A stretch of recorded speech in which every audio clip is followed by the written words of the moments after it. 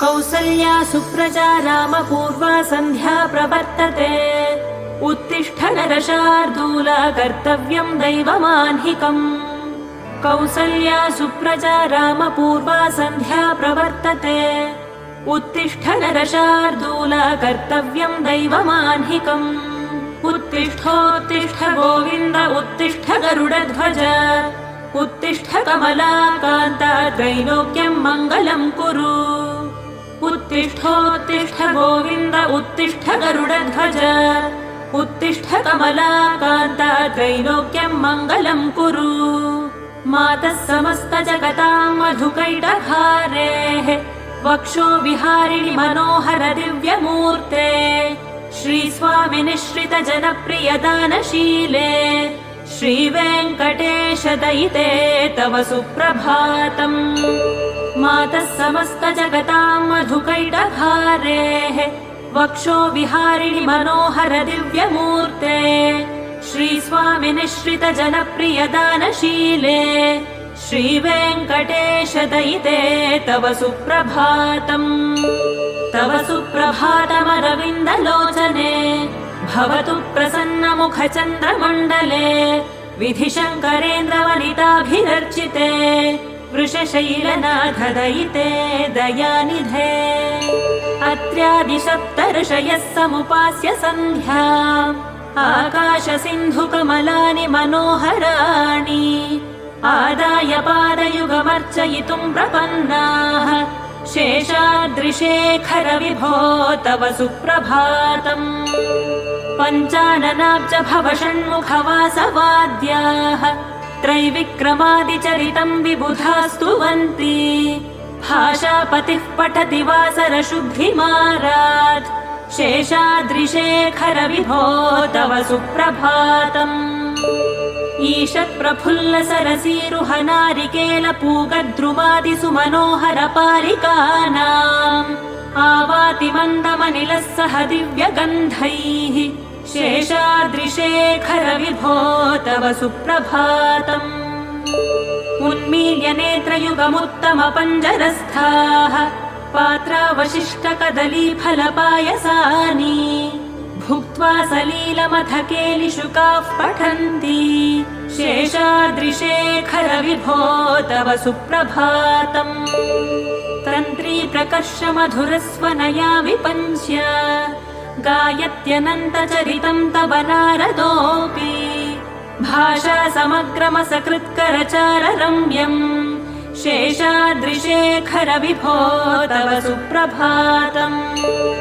भृङ्गावली च मकरन्दरसानुविद्ध झङ्कारगीतनिनदैः सह सेवनाय निर्यात्युपान्तसरसी कमलोदरेभ्यः शेषाद्रिशेखर विभो तव सुप्रभातम्। योषागणेन वरदद्धि विमध्यमाने घोषालयेषु दधिमन्थन तीव्रघोषाः रोषात् कलिं विदधते ककुभश्च कुम्भाः शेषाद्रिशेखर विभो तव सुप्रभातम्। पद्मेशमित्रशतपत्रगतालिवर्गाः हर्तुं श्रियं कुवलयस्य निजाङ्गलक्ष्म्या भेरीनिनादमिव बिभ्रति तीव्रनादम् शेषाद्रिशेखर विभो तव सुप्रभातम्। श्रीमन्नभीष्टवरदाखिललोकबन्धो श्रीश्रीनिवास जगदेकदयैकसिन्धो श्रीदेवतागृहभुजान्तर दिव्यमूर्ते श्रीवेङ्कटाचलपते तव सुप्रभातम्। श्रीस्वामि पुष्करिणिकाप्लवनिर्मलाङ्गाः श्रेयोर्हिनो हर विरिञ्च सनन्दनाद्याः द्वारे वसन्ति वरवेत्र हतोतमाङ्गाः श्रीवेङ्कटाचलपते तव सुप्रभातम्। श्रीशेषशैलगरुडाचलवेङ्कटाद्रिनारायणाद्रिवृषभाद्रिवृषाद्रिमुख्याम् आख्यां त्वदीयवसतेरनिशं वदन्ति श्रीवेङ्कटाचलपते तव सुप्रभातम्। सेवापरा शिवसुरेश कृशानुधर्म रक्षोऽम्बुनाथ पवमानधनाधिनाथाः बद्धाञ्जलिप्रविलसन्निजशीर्षदेशाः श्रीवेङ्कटाचलपते तव सुप्रभातम् घाटीषु ते विहगराज मृगाधिराज नागाधिराज गजराज हयाधिराजाः स्वस्वाधिकारमहिमाधिकमर्थयन्ते श्रीवेङ्कटाचलपते तव सुप्रभातम्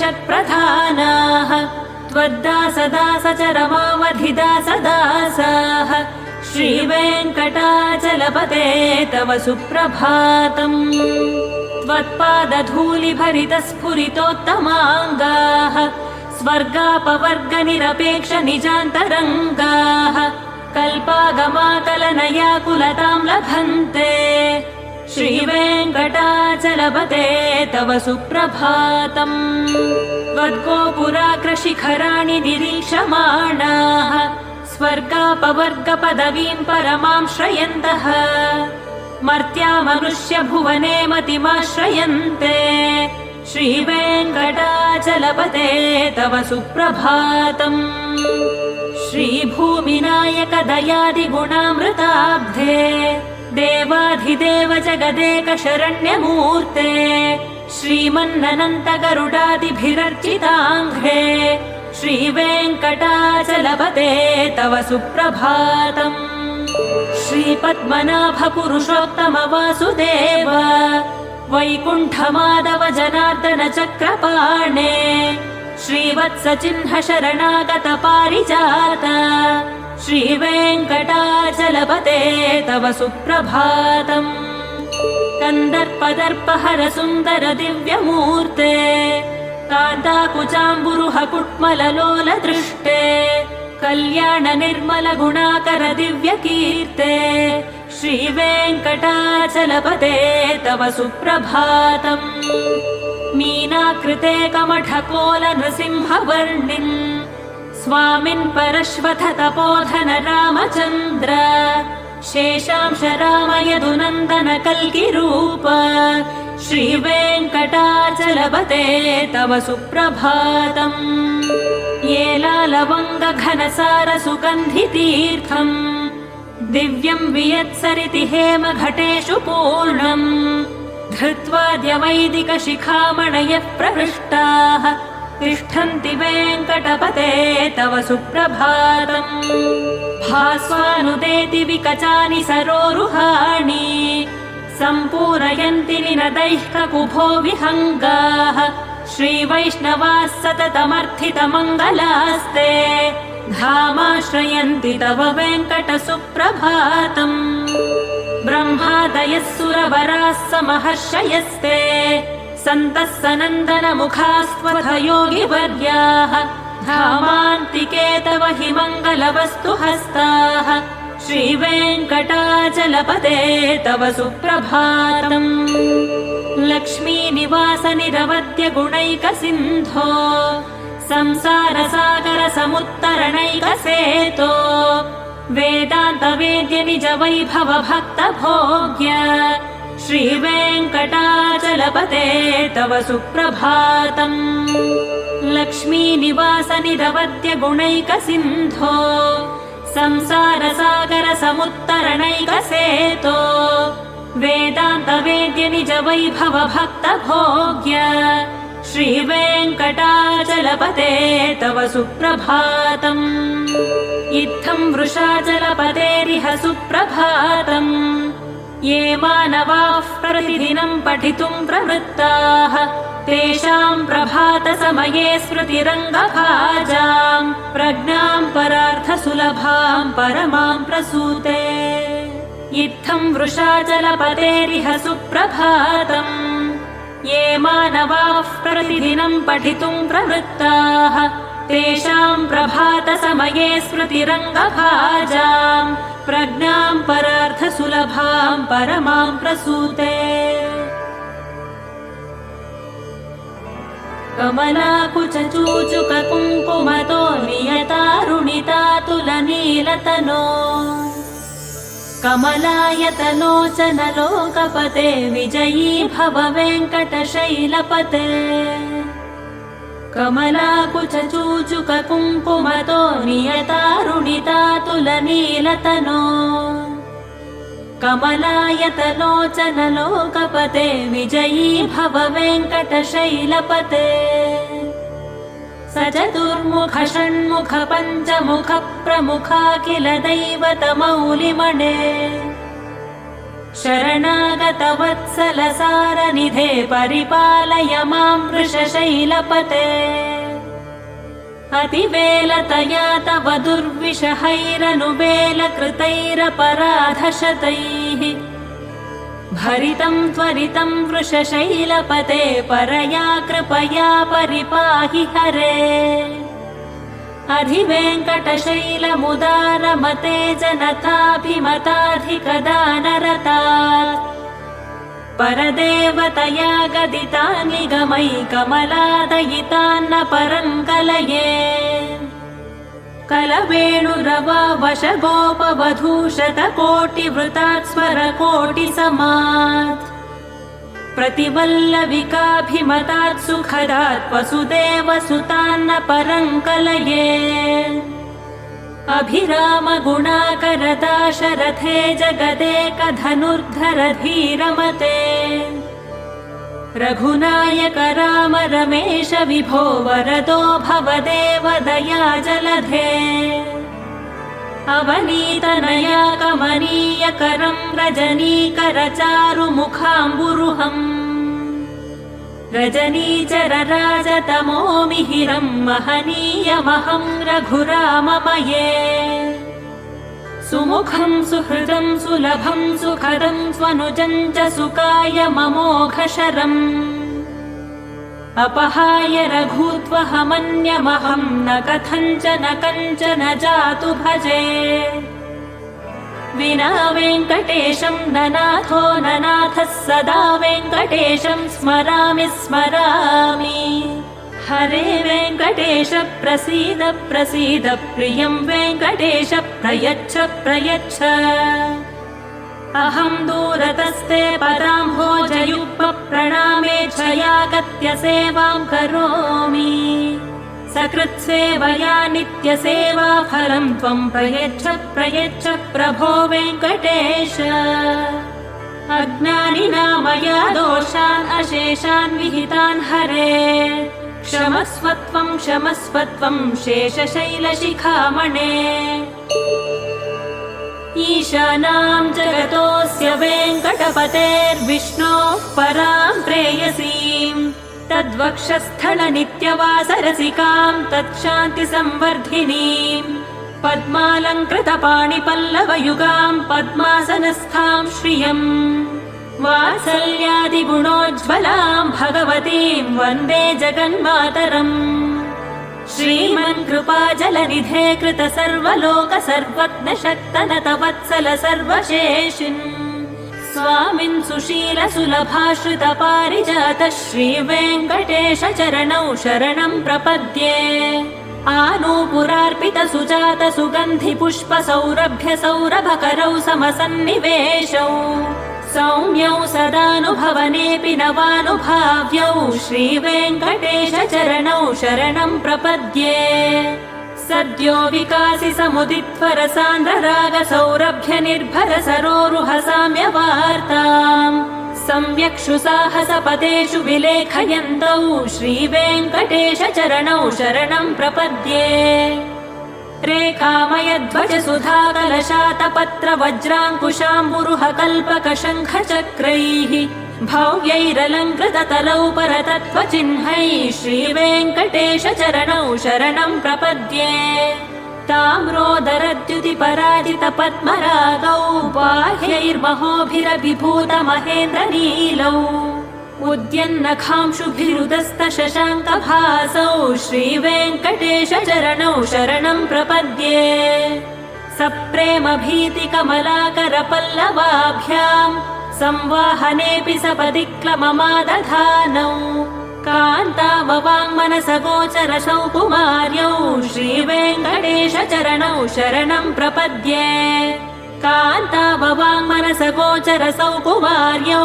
श्रीवेङ्कटेशचरणौ शरणं प्रपद्ये लक्ष्मीमहीतदनुरूप निजानुभावनीलादिदिव्यमहिषीकरपल्लवानाम् आरुण्यसङ्क्रमणतः किल सान्द्ररागौ श्रीवेङ्कटेशचरणौ शरणं प्रपद्ये नित्यान्नमद्विधिशिवादिकिरीटकोटिप्रत्युक्तदीप्तनवरत्नमहः प्ररोहैः नीराजनाविधिमुदारमुपादधानौ श्रीवेङ्कटेशचरणौ शरणं प्रपद्ये विष्णोः पदे परम इत्युदितः प्रशंसौ यौ मध्व उत्स इति भोग्यतयाप्युपातौ भूयस्तथेति तव पाणितलप्रतिष्ठौ श्रीवेङ्कटेशचरणौ शरणं प्रपद्ये पार्थाय तत्सदृशसारथिना त्वयैव यौ दर्शितौ स्वचरणौ शरणं व्रजेति भूयोऽपि मह्यमिह तौ करदर्शितौ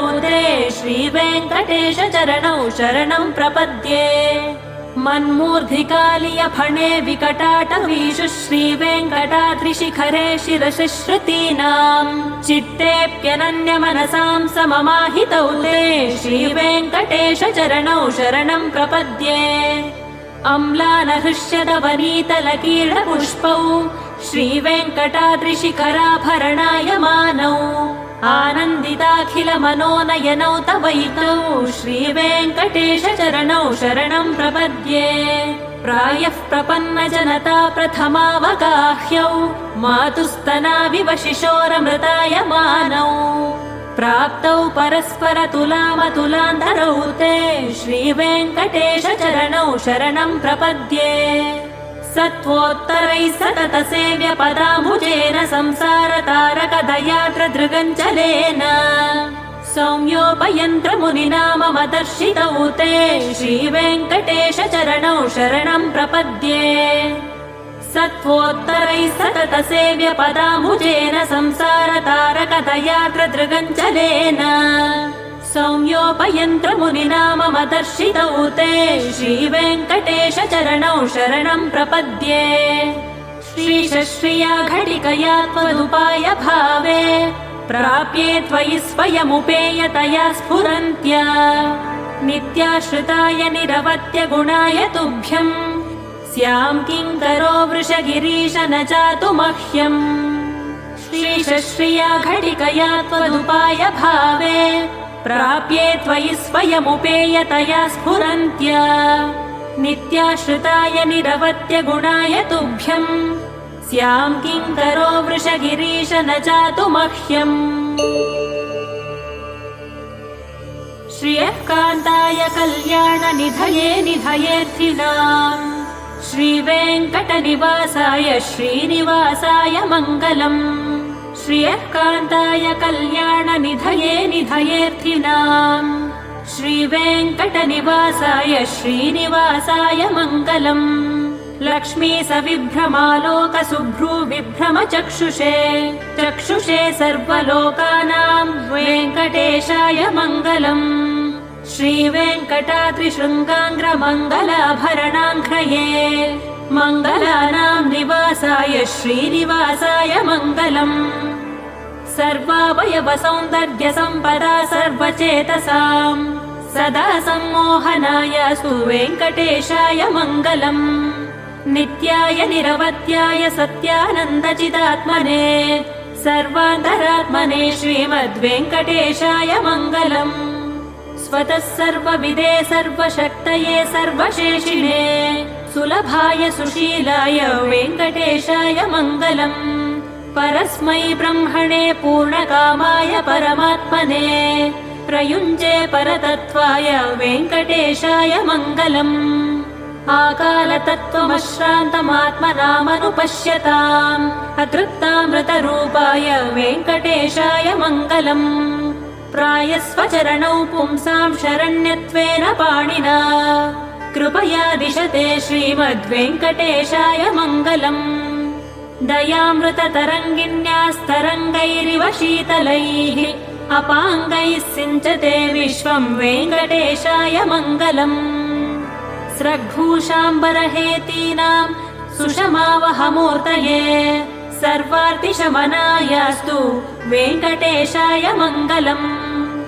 श्रीवैकुण्ठविरक्ताय स्वामि पुष्करिणीतटे रमया रममाणाय वेङ्कटेशाय मङ्गलम् श्रीमत्सुन्दरचामातृमुनिमानसवासिने सर्वलोकनिवासाय श्रीनिवासाय मङ्गलम् मङ्गलाशासनपरैर्मदाचार्यपुरोगमैः सर्वैश्च पूर्वैराचार्यैः सत्कृतायास्तु मङ्गलम्। ॐ